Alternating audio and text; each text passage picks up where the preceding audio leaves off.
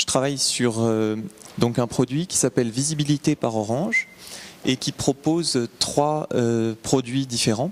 La gestion de campagne Google AdWords, du référencement dans les annuaires, du positionnement payant dans les listes réponses de 118, 712 et d'autres sites d'Orange, et de la création de sites pour les TPE, PME.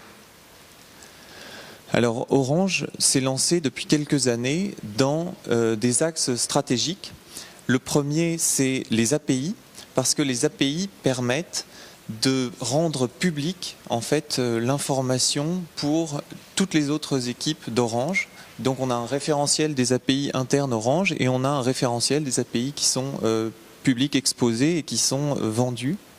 Ensuite, ça permet de formaliser de façon plus claire les contrats d'interface et comment on utilise chacun des services. Et enfin, le deuxième axe, c'est la virtualisation pour économiser les ressources, pour avoir donc moins de ressources matérielles et les utiliser à bon escient quand on en a besoin. Eh bien, on se lance donc dans le cloud, dans l'allocation. Alors, il y a plusieurs projets de Cloud Foundry, de Docker et plusieurs technos. Voilà.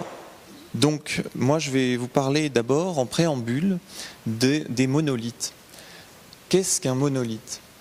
Bien, un monolithe, donc, c'est un programme, un système informatique, en fait, qui est très dépendant, très interdépendant, qui réalise de nombreux métiers et dont tout le code, en fait, est très corrélé. Et il est impossible de changer une petite partie de code à un endroit sans avoir une connaissance globale de tous les impacts que ça a. Et ça, c'est très problématique. Et c'est comme le jeu de Mikado, on se retrouve coincé.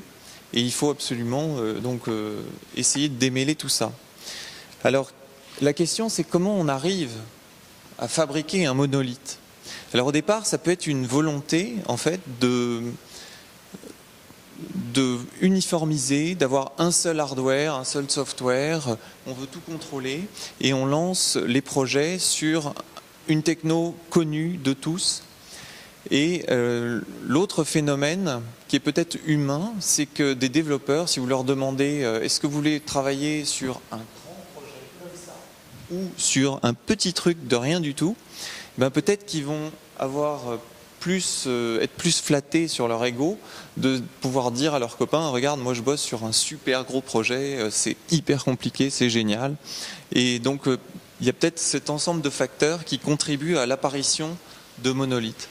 Ensuite, tous les projets, vous le savez bien, sont constamment en évolution. Il y a des patchs. Et donc, s'il n'y a pas un référent qui a une vision globale d'un projet, c'est difficile de ne pas tomber dans le piège du monolithe où on va patcher par-ci, patcher par-là, rajouter une fonctionnalité par-ci et encore une autre. Et à la fin, on aboutit à le plat de spaghettis ou au Mikado que je vous ai montré. Donc, qu'est-ce qu'un microservice ? Un microservice, au contraire, c'est une entité, un système informatique qui s'intéresse à un métier très spécifique et qui va le faire le mieux possible et qui va le faire en décorrélation du reste, en ayant le moins de dépendance possible. Alors, on a une indépendance d'hébergement. Donc on est libre de choisir son hardware, son software. On est libre, théoriquement, bien sûr, ça dépend des contraintes que vous avez dans votre environnement de travail, mais l'idée c'est ça, c'est que vous êtes en fait dans une bulle à part et que la seule chose qui vous engage, c'est votre API.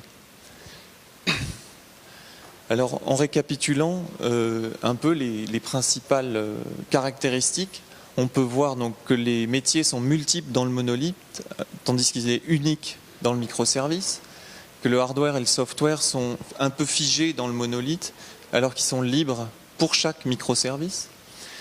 Les équipes sont souvent grandes et spécialisées. Dans le cas du monolithe, vous aurez un DBA, souvent un administrateur des bases de données, vous aurez une équipe front, une équipe back. Dans un microservice, comme il n'y a qu'une API, que le périmètre est plus petit, vous allez sans doute avoir des personnes plus polyvalentes qui vont toucher un peu plus à tout. Les tests donc sont souvent unitaires, un peu complexes à mettre en place sur les monolithes, tandis que sur microservices, on fait des tests fonctionnels directement par l'API. Les interfaces aussi sont une source de problèmes finalement dans les monolithes. Quand vous avez un système de classe avec des objets, des méthodes privées, publiques, protégées, en fait c'est très facile d'avoir un développeur qui dans un coin va dire « Ah mais tiens, cette méthode privée, j'ai besoin de l'utiliser pour mon projet, pour le patch qu'on me demande. Tiens, ben, discrètement, je vais la passer en public. » Parce que je l'appelle depuis un autre objet et puis j'ai besoin de l'utiliser et puis voilà, j'ai pas envie que le système me bloque. Et donc c'est très difficile de contrôler en fait que des gens ne tordent pas le système qui avait été initialement prévu.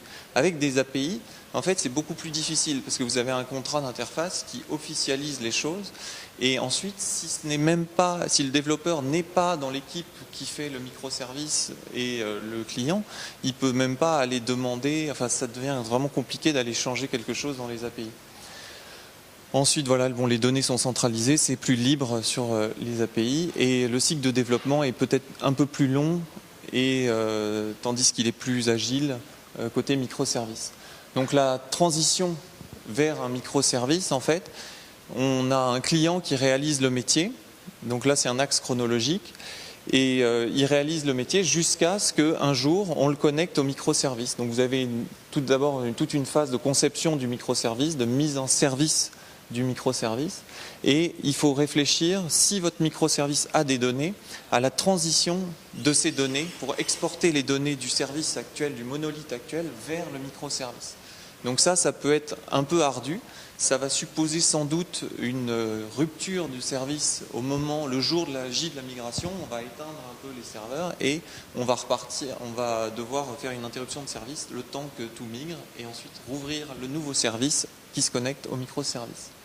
Donc je vais vous présenter dans le cadre de mon équipe le système qu'on a refondu. Donc on a une IHM, le site web, qui appelle des fonctions métiers, qui sont dans un gros monolithe et qui sont un peu entremêlées. Et c'est assez compliqué en fait de démêler tout ça. Donc ce qu'on a pu identifier comme service le plus simple, là, parmi compte utilisateur, gestion des images, gestion des fiches annuaires, gestion des publicités. Ensuite, on a un partenaire qui nous faisait une partie du métier de la gestion des publicités, mais pas totalement. Ce qui fait que notre monolithe avait embarqué un peu quand même du métier du partenaire. La segmentation n'avait pas été super bien faite. Donc le premier service le plus simple à externaliser, c'était les images. Donc on a construit notre microservice image. Et on a donc déplacé, on a créé un petit connecteur et donc les briques métiers, partout où il y avait des points d'adhérence avec le service image, on utilise maintenant le microservice à travers son connecteur. Ensuite, le marketing nous a demandé de réintégrer les activités du partenaire parce qu'on avait on payait le partenaire qui était externe à Orange, ça coûtait cher et finalement pour un service qui n'était pas si évident qu'on pouvait réinternaliser. Donc la réinternalisation a été l'occasion de se lancer dans une grosse refonte. Et on a redéveloppé un microservice un peu plus idéal, aussi parce que les produits avaient changé. Donc le microservice de gestion des publicités, en fait, a pu s'interfacer directement au niveau des IHM, sans plus passer par des tas de tout le monolithe qui est finalement assez compliqué. On branche directement des IHM. On nomme de la même manière, en fait, sur toute la chaîne, de la base de données du microservice à l'API du microservice, sur le connecteur, dans les IHM, sur les templates IHM et dans le JavaScript, on utilise les mêmes noms de variables, les mêmes noms d'objets. Tout est standard sur toute la ligne, ce qui fait que ça simplifie énormément et beaucoup du travail qui était du renommage de variables dans le métier a disparu et n'est plus nécessaire. Donc on a quelque chose de beaucoup plus efficace. On était très content de cette révolution et dans notre manière de faire. Et là, le marketing nous presse pour qu'on fasse une refonte du parcours client des fiches annuaires. Mais le marketing ne peut pas attendre. Le prochain sprint, ça doit être en ligne. Et donc là, on était gênés parce qu'on se disait, mais si on continue à travailler à l'ancienne manière avec des renommages de variables intempestives, tout qui est mal structuré, finalement un système un peu compliqué, comment on pourrait faire? On aimerait que le microservice soit disponible, mais il ne l'est pas encore. Et bien là, l'idée, c'est de faire comme si notre rêve de microservice, il était déjà là. Tout simplement en fabriquant le connecteur rêvé du futur microservice qui n'existe pas encore. Et ce connecteur rappelle dans les fonctions métiers existantes le métier. Et en fait, cette astuce, ça permet de préparer en fait votre transition microservice, c'est-à-dire que vous vous mettez dans les conditions où votre microservice va apparaître. Et en fait, c'est une espèce d'émulation. Donc nous, ça nous a permis, sur toute la zone, la fiche IHM annuaire, de refaire un travail propre, comme ce qu'on avait déjà fait pour les publicités, et de se préparer au futur. Donc évidemment, la dernière étape qui nous reste à faire, c'est de sortir effectivement la gestion des fiches annuaires du monolithe central et de brancher le connecteur à ce nouveau microservice. Donc, ces microservices, c'est très pratique. Ces API, c'est génial. Ça permet de versionner aussi, de faire évoluer après votre logiciel de façon assez transparente et assez souple. Donc là, sur un axe chronologique, on peut voir que vous développez une API V1, vous la faites évoluer en une API V2, et dès qu'elle est en ligne, le client peut migrer sur l'API V2, mais il migre à son rythme. Ce n'est pas un problème de garder une période de transition, en fait assez longue potentiellement, dans laquelle il peut s'adapter. Et donc c'est une pratique qui est assez agréable pour pousser des changements qui peuvent parfois être assez lourds, assez conséquents. Et ça se fait tout en douceur. Ensuite, nous, on utilise beaucoup JMeter pour tester nos API. Donc on utilise sur des chaînes d'intégration continue. À chaque fois qu'on build le code, c'est retesté. Alors je ne sais pas si vous avez déjà utilisé JMeter, mais c'est un petit peu fastidieux de créer les tests un par un dans l'interface JMeter. Du coup, on s'est vite ravisé et on génère, donc on a regardé comment étaient foutus les fichiers JMX là, en XML, et on les génère dynamiquement en fonction de tous les paramètres que prennent nos API. Donc s'il y a 10 champs, et ben, on va essayer de déclencher toutes les erreurs de champs manquants, champs invalides. Enfin voilà, on fait des boucles et on teste toutes les combinaisons possibles pour déclencher absolument toutes les erreurs. Et on enregistre ça dans des grands fichiers. Donc là, il y a plus de 500 tests sur certaines API. Et ensuite, par exemple, on fait des tests plus sophistiqués dans le cas de la gestion des campagnes publicitaires. C'est des campagnes qui peuvent être démarrées, mises en pause, suspendues, redémarrées, expirées, terminées. Enfin, il y a plein de statuts. Donc là, on crée à la main des scénarios dans lesquels on fait passer les éléments dans les différents états pour contrôler que tout va bien et que les opérations sont toujours bien acceptées. Ensuite, on supervise nos API par Ximon, Monitor.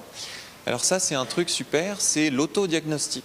En fait, vous mettez sur votre API une fonction status qui vous permet de faire l'autodiagnostic de ce qui se passe dans votre service. Donc si vous utilisez une base de données, par exemple, la fonction status va aller se connecter à la base de données, essayer de faire un select, et si tout va bien, elle répondra OK. Si votre microservice a besoin d'accéder à des fichiers, de la même manière, vous pouvez aller lire un fichier, faire un touch de quelque chose pour vérifier que le système de fichiers est bon. Et comme ça, toutes les ressources qu'utilise votre API, vous les testez dans la fonction status, ce qui permet de vous remonter un diagnostic rapide et efficace, d'éliminer pas mal de problèmes. Ensuite, on a donc travaillé dans un grand groupe. Ça permet d'être avec de nombreuses équipes autour de nous qui proposent des tas de services. Et il y en a une notamment qui s'appelle Metrix, qui propose la suite Logstash, Elasticsearch et Kibana.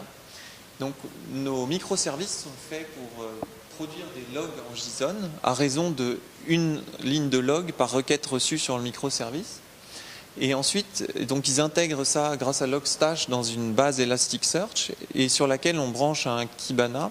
Et Kibana, ça donne des jolis graphiques comme ce que vous voyez là en bas. On peut faire des tableaux de bord, du suivi, de l'exploration des données, des croisements dans tous les sens, c'est très intéressant.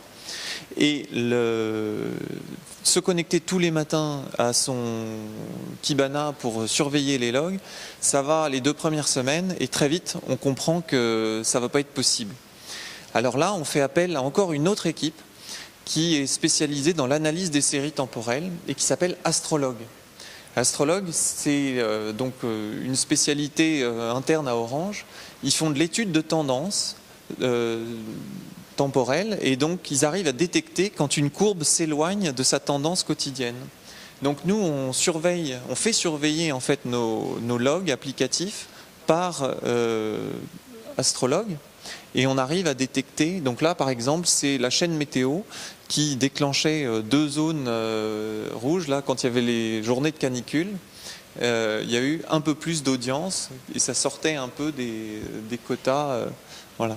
Et alors, donc les alertes sont remontées sur le Ximon. Donc, finalement, donc, les qualités d'un bon microservice, la promesse du microservice, c'est d'être élastique. Donc nous ne sommes pas encore élastiques. Nous travaillons à passer sur cloud ou sur des Docker, voilà, être résilient, donc être capable de. Donc notre service est résilient dans le sens où si un microservice tombe, le site web n'est pas impacté, c'est juste une partie du site, la fonctionnalité qui est désactivée. Mais on n'a pas une résilience au sens qu'on si aujourd'hui un microservice s'arrête, il y en a un autre qui reprend le relais ailleurs. Ensuite, la simplicité. Donc ça, c'est travailler en REST avec du JSON, suivre les recommandations internes qu'on a d'Orange pour le design de nos API. Le fait d'être minimal et complet. Minimal, c'est qu'on couvre exactement le minimum qu'il faut pour faire le service. On ne fait pas autre chose que le service qu'on promet. Et être complet, c'est au contraire que le service fait absolument tout ce qui concerne cette fonction métier et qu'il ne manque pas de fonctionnalité. C'est-à-dire que le métier n'est pas éclaté sur plusieurs microservices. Voilà, donc small is beautiful. Microservices, moi j'en suis convaincu, c'est l'avenir. C'est tout à fait adapté au Scrum. Les temps de développement sont réduits. Les phases de test sont simplifiées, la prise en main est beaucoup plus facile et la compréhension globale est améliorée. Quand vous avez des nouveaux développeurs qui arrivent sur les équipes, c'est très simple et c'est très bien de les mettre sur un petit projet à taille humaine pour petit à petit croître, monter en compétences. C'est bien mieux que d'arriver sur un monolithe inextricable. Voilà, merci à tous.